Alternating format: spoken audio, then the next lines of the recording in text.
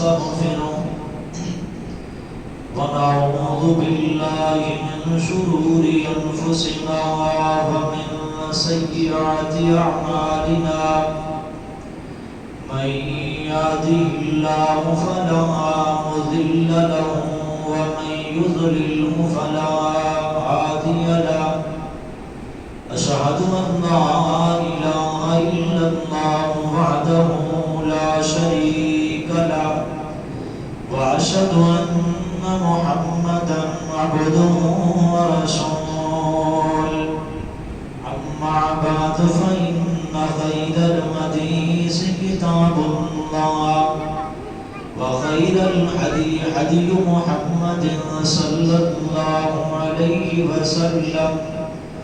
وشر الأمور محدثاتها وكل محدثة بدعة وكل بدعة ضلالة وكل ضلالة في النار يا أيها الذين آمنوا اتقوا الله حق تقاته ولا تموتن إلا وأنتم مسلمون يا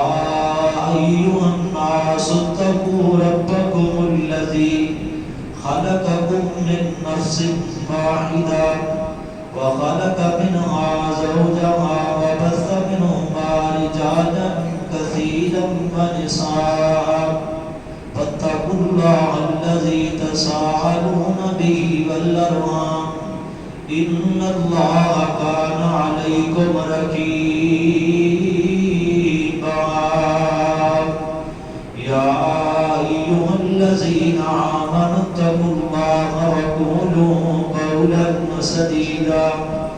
يصلح لكم أعمالكم ويغفر لكم ذنوبكم ومن يطع الله ورسوله فقد فاز فوزا عظيما اللهم صل على محمد وعلى آل محمد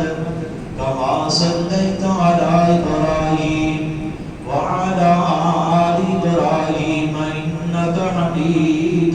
مجيد اللهم بارك على محمد وعلى آل محمد كما باركت على إبراهيم وعلى آل إبراهيم إنك حميد مجيد قال الله تعالى في القرآن المجيد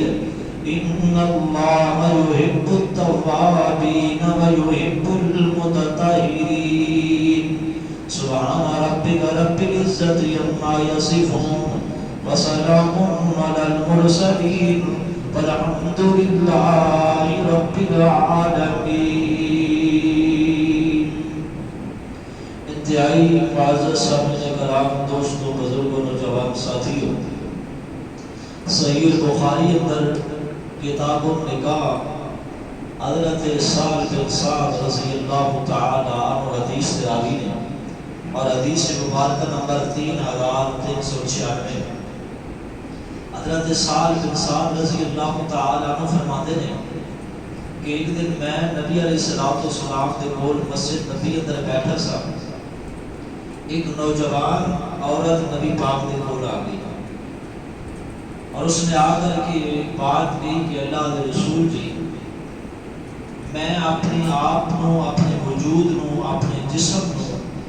تواڈے واسطے وقف کرنا چاہنی ہاں، ہبہ کرنا چاہنی ہاں. کیا مطلب؟ کہ اللہ کے رسول جی تسی میرے نال نکاح فرما لو، میرے نال شادی کر لو. یہ عورت نبی پاک نو آ کر کے خود عرض کر رہی اور اس کی خواہش یہ ہے کہ جدو میں نبی علیہ السلام دے عقد اندر نکاح اندر آ جاواں گی تو مینوں طہارت اور پاکیزگی حاصل ہو جائے گی، روحانی طور پہ بھی اور جسمانی طور پہ بھی. اور دوسری بات یہ ہے کہ مینوں اللہ وہ شرف عطا فرما دے گا جو شرف اللہ نے سیدہ خدیجہ الکبریٰ، سیدہ حفصہ، سیدہ عائشہ کو عطا فرمایا کہ میں امہات المومنین تر میرا شمار ہو جائے. اللہ دے رسول جی میرے نام نکاح فرما لو. نبی پاک نے کہا کہ آن والی مومنہ سی، صالح سی، باحیا سی. آپ نے فرمایا کہ اجے تک مینو نکاح دی تیرے نال کوئی ضرورت حاجت تمنا اور خواہش نہیں. خاموش ہو گئی, ناراضگی کا اظہار نہیں کیتا.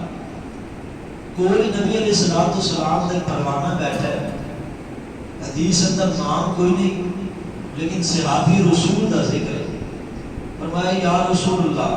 صلی اللہ علیہ وآلہ وسلم جی, اگر تسی نکاح نہیں کرنا چاہتے تہاڈی خواہش اور طلب نہیں ہے تو مینوں نکاح دی بڑی ضرورت ہے, میری شادی کروا دو, میرا نکاح کروا دو. نبی علیہ الصلوۃ والسلام نے اس عورت کو ویکھیا ہے تے عورت نے خاموشی کا اظہار کیتا ہے. اور حدیث پاک اندر مسئلہ ہے کہ جدوں باپ چچا یا ولی اپنی بیٹی کو نکاح دے بارے پوچھنا چاہے, رشتے دے بارے پوچھنا چاہے, کسی کا نام پیش کیا جائے, اگر وہ لڑکی خاموش ہو جائے تو شریعت اندر حکم ہے کہ اس لڑکی دی خاموشی اس کی اجازت ہویا کرتی کہ میں اپنی طرف رضا مانگتا. اس عورت نبی پاک پر ویکھیا خاموش ہو گئی. نبی علیہ الصلوۃ والسلام نے فرمایا کہ اتنا پاکیزہ رشتہ میں جوڑنا ہے کہ سورۃ النساء کا یہ مسئلہ ذکر ہوا ہے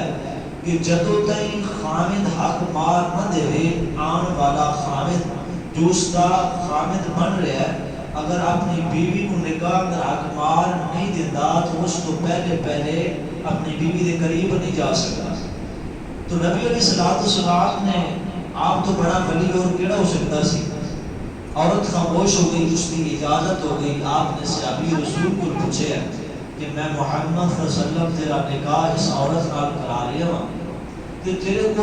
حق مار دینے واسطے کوئی چیز ہے؟ فرمایا یا رسول اللہ میرے کو حق مار دینے واسطے کوئی چیز موجود ہے. فرمایا علم دینار, کوئی دینار, کوئی درہم, کوئی سکہ, کوئی ٹھیپا؟ یا رسول اللہ کوئی نہیں. فرمایا کوئی چاندی سونے دی انگوٹھی؟ یا رسول اللہ حق مار دینے واسطے میرے کو وہ بھی کوئی نہیں. نبی پاک نے پوچھا کہ کوئی اضافی چادر تیرے کو فالتو گھر اندر ہوئے تاکہ تو حق مار دے کہ اپنی بیوی کو اپنے حق اندر کرے اور تیرے واسطے حلال ہو جائے. عورت خاموش بیٹھی ہے,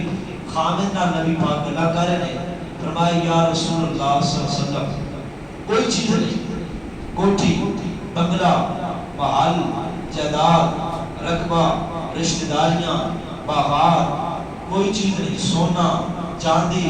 درہم, دینار, جناب کاروبار, تجارت, کپڑا, اضافی کوئی تحفہ, کوئی سوٹ, کوئی چادر, کوئی چیز بھی نہیں. نکاح کیویں ہونا سی؟ نکاح ہو گیا سی. اسلام کو سمجھیے, اسلام تے غور کیجیے, اسلام کی پاکیزگی اور طہارت تے غور کیجیے, اسلام کی آسانیت تے غور کیجیے, اسلام کی خوبی اور وصفت تے غور کیجیے. نبی پاک نے پوچھا سارے ساری گلاں حل معک من القرآن شیء, حل معک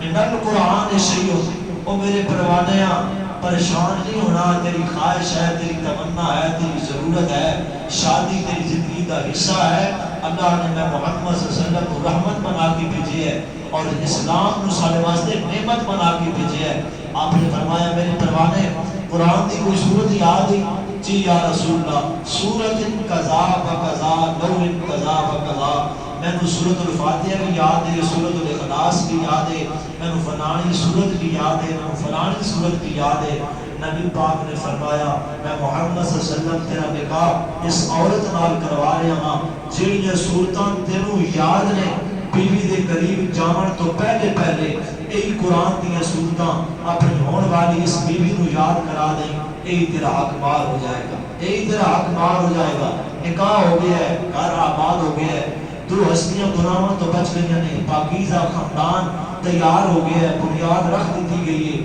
جو بات میں تو آج نہ عرض کرنا لگا حدیث سنا کے اپنی تمہید دا یہ آواز تو کرنا ہاں کہ اسلام بڑا آسان اور بڑا پاکیزہ فطرتی دین ہے. اس کو دل و تسلیم کیجئے, اس کو دماغ تو تسلیم کیجئے, اپنے دل اندر اسلام کی طہارت اور پاکیزگی اور اس کی خوبیاں تے وصفاں تے غور کیجئے. آج دا میرا موضوع خطبہ جمعۃ المبارک اندر ہے کہ اسلام خود بھی پاک ہے اور مینو اور تہانوں جسمانی و روحانی طور تے پاکیزگی دا حکم دیتا ہے، اور اس پاکیزگی دا آغاز کس تو شروع ہوتا ہے؟ طہارت تو شروع ہوتا ہے۔ وہ طہارت وضو دی صورت اندر ہوئے، وہ طہارت غسل دی صورت اندر ہوئے، ظاہری طہارت اور باطنی طہارت۔ باطنی طہارت کا مطلب یہ ہے انسان کا دل، دماغ، وجود جو ہے پاک ہونا چاہیے، انسان کی سوچاں تے فکراں پاک ہونا چاہیے، دل بغض تے حسد تے کینہ دنیا کی محبت تو پاک ہونا چاہیے۔ اسی طرح جس طرح باطنی طہارت لازمی کے ضروری ہے نا، اس کو کئی درجے زیادہ اہمیت اسلام نے دیتی ہے ظاہری طہارت ہی۔ اگر کوئی دعویٰ کرے کہ میں جناب دل کا بڑا صاف ہاں، میرے کو کسی کے بارے حسد اور بغض، میں کسی دی جناب غیبت تے چغلی تے جھوٹ تے اس کے بارے کوئی گلا نہیں کرتا، میرا دل ہر دے بارے صاف ہے، اس دے اللہ شاہد ہے کہ اس بندے دا وصف خوبی ہے۔ اگر وہ ظاہری طور تے جسامت کے اعتبار دے نال، قدکار دے اعتبار دے نال، اور اپنے جناب لباس دے اعتبار دے نال، ظاہری طہارت دے اعتبار نال اگر وہ پاکیزہ نہیں ہے تو اس کے اندر دی طہارت اس کو کوئی فائدہ نہیں دے رہی۔ اگر کوئی ظاہری طور تے بڑا پاک ہے، سونے کپڑے، ہر وقت خوشبو لگا کے رکھنا، بن سور کے رہنا، تیل کنگا کر کے رکھنا، اور اپنے آپ کو ہر قسم دی آلودگی تو بچا کے رکھنا، لیکن دل اندر کوڑ ہوئے، دل اندر اللہ رسول کی بغاوت ہوئے، دل اندر منافقت ہوئے، تو ظاہری طہارت کی پھر کوئی فائدہ نہیں دے سکتی۔ ظاہری طہارت بھی ضروری ہے مومن واسطے، باطنی طہارت بھی ضروری ہے مومن واسطے، لیکن دونوں طہارتاں جو سب تو پہلے آغاز ہوتا ہے ظاہری طہارت کا، جو قرآن پاک نے اور نبی علیہ السلام نے اپنی شریعت کے مطابق امت مسلم اور صحابہ کرام کو سمجھائیے۔ جمعہ کا موقع ہے، ایک صحابی رسول نبی علیہ السلام کے بول آیا ہے، آ کر کے بیٹھ گیا کہ اس نے بھاری جناب اونٹ کے بنے کپڑے پہنے نے، تو صحابہ کرام اس کو تھوڑی تھوڑی خفی محسوس کر رہے ہیں۔ صحیح بخاری کتاب الجمعہ اندر، کتاب الطہارت اندر سننے صحیح اندر حدیث پاک ہے، آ کر کے بیٹھ گیا، اس کو پسینے کی سمت آ رہی ہے، صحابہ کراہت محسوس کر رہے ہیں اور دور دور ہوتے جا رہے ہیں۔ نبی علیہ السلام تو بڑا نبی شناس کوئی نہیں، آپ تو بڑا حکمت اور دنا کوئی نہیں، حکمت والا اور دنا کوئی نہیں، میری طرح تہاڈی طرح کوئی ہوگا جمعے دے وچ ہی کھڑا کر لینا، گیٹ تو نکلن تو پہلے بےزتی کر دیتا، یار ایڈا تو بھکا ہو گیا ہے، تیرے کو اور لباس ہی کوئی نہیں، تو مزدوری تھی لگا رہنا ہے، کم از کم جمعے واسطے تو کپڑا کوئی صاف پہن لینا، کوئی ایک ادھا سوٹ بنا لے۔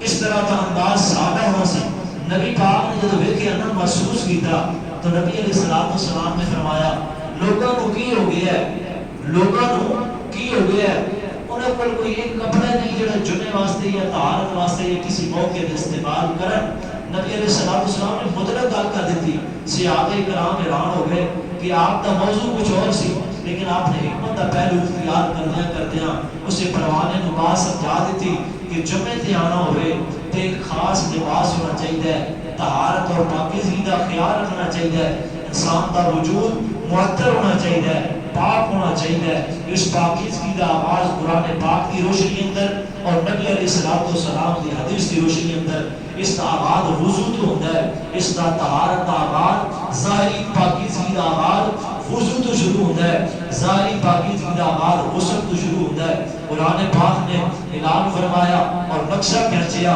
پھر وضو دی اہمیت، وضو دی فضیلت، طہارت دی اہمیت، طہارت دی فضیلت، ظاہری طور تے اور باطنی طور تے قرآن و حدیث اندر اللہ اور اس کے رسول صلی اللہ علیہ وسلم نے بیان فرمائیے۔ قرآن پاک نے نقشہ کھینچیا اور انہاں لوگوں کا وصف تے خوبی بیان فرمائی، جڑے لوگ پاک رہتے ہیں، کہڑے پاک، جڑے اندروں بھی پاک نے تے ظاہری بھی پاک نے، باطن بھی پاک ہے تے ظاہر بھی پاک ہے۔ ایسا بندہ اللہ کی نگاہ اندر مومن ٹھہرتا ہے، ایسا بندہ اللہ کی نگاہ اندر پیارا ٹھہرتا ہے۔ قرآن پاک نے نقشہ کھینچیا